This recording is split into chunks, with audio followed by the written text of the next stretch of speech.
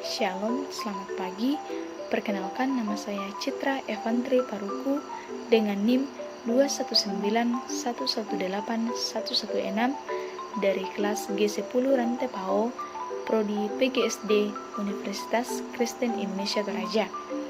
Video ini saya buat untuk memenuhi tugas ujian akhir semester dari mata kuliah Bimbingan dan Konseling dari dosen pengampu Irene Hendrika Ramopoli, SPSI, MPSI. Video ini berjudul Edukasi Layanan BK untuk Perilaku Disiplin Siswa di Sekolah Dasar dalam berbagai aspek. Sebelum kita membahas lebih lanjut, alangkah baiknya jika kita mengerti apa itu kata disiplin dan apa itu kata pendisiplinan.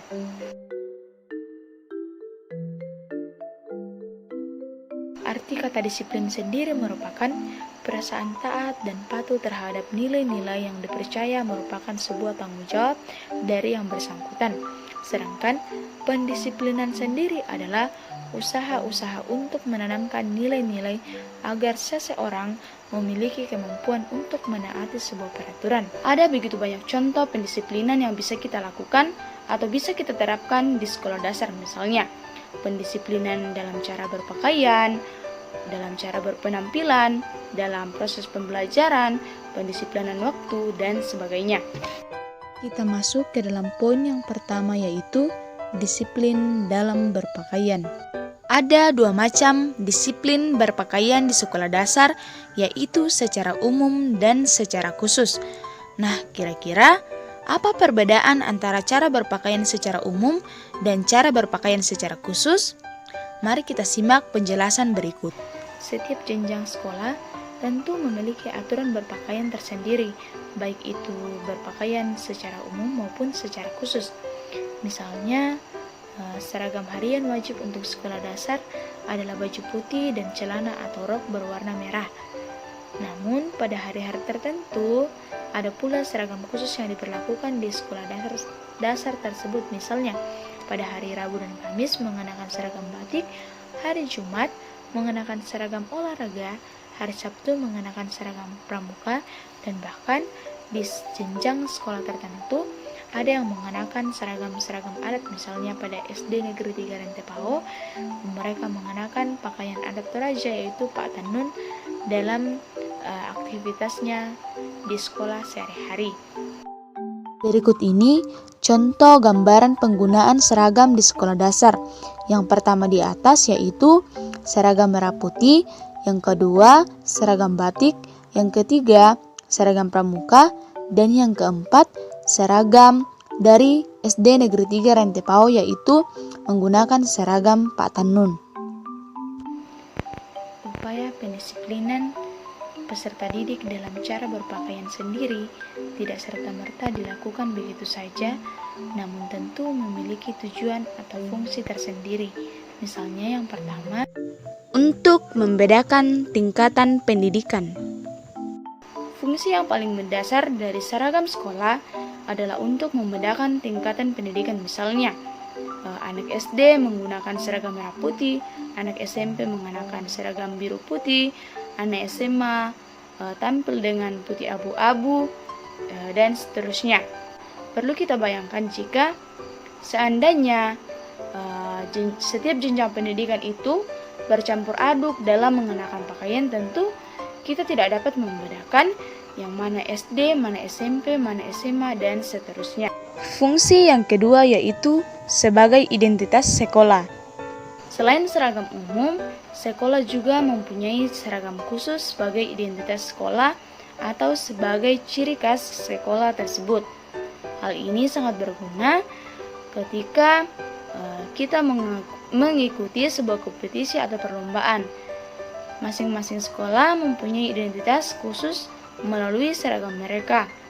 Hal ini juga akan mempermudah juri dalam menilai karena seragamnya yang berbeda-beda. Nah, seperti yang telah saya katakan tadi, misalnya SD 3 Rantai Pao memiliki ciri khas secara khusus, yaitu mengenakan seragam Pak Tanun. Nah, bisa kita bandingkan dengan sekolah Lentera Harapan.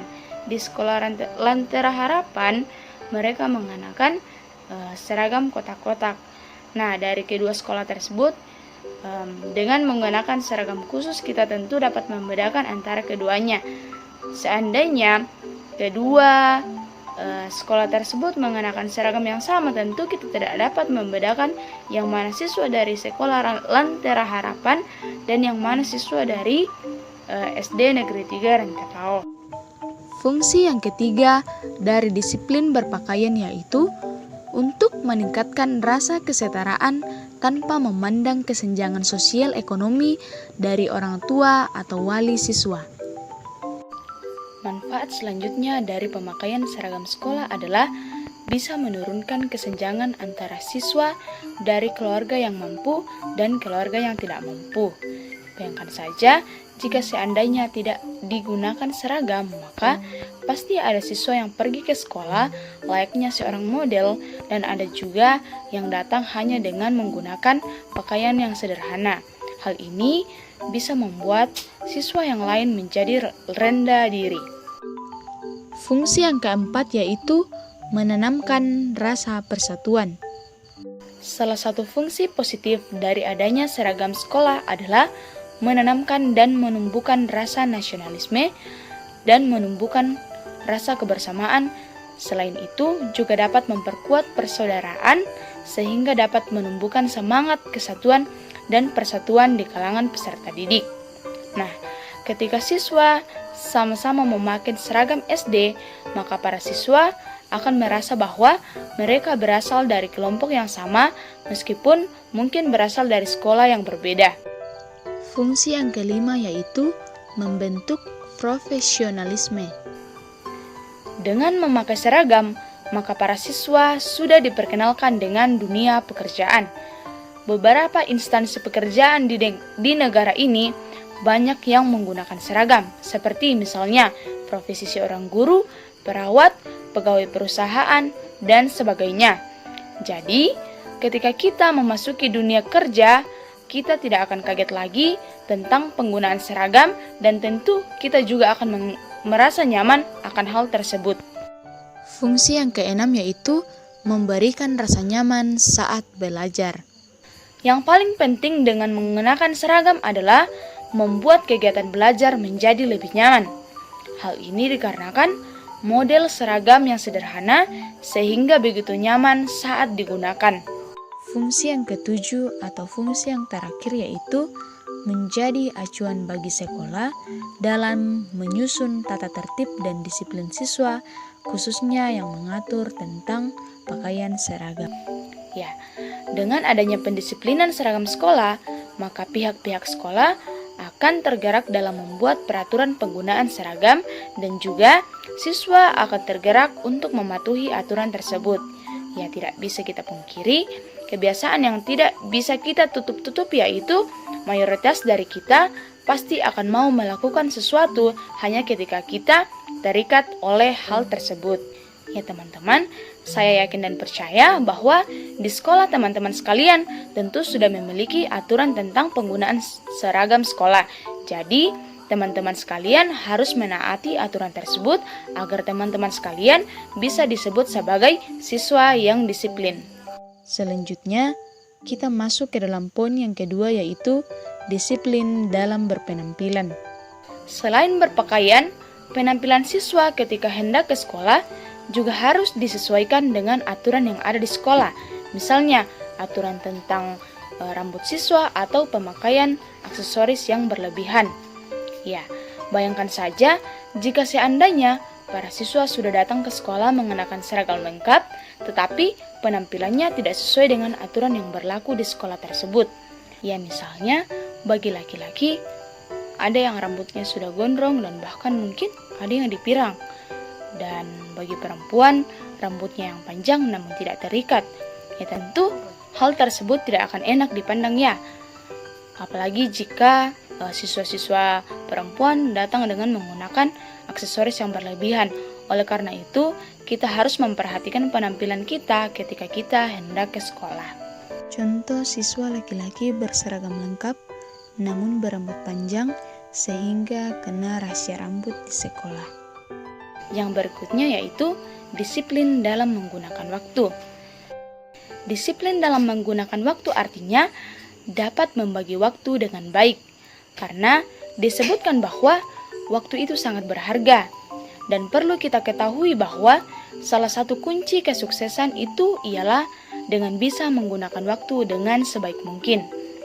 Upaya pendisiplinan waktu perlu ditanamkan sejak dini agar siswa dapat terbiasa disiplin dalam menggunakan waktu. Disiplin dalam menggunakan waktu bisa kita lakukan dengan cara, misalnya yang pertama, datang ke sekolah tepat waktu dalam mengumpulkan tugas, tidur dan bangun pagi tepat waktu, dan sebagainya.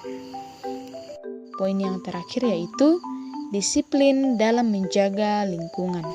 Disiplin dalam menjaga lingkungan adalah aturan yang ditetapkan kepada siswa untuk mengelola sekolah dan juga kelas.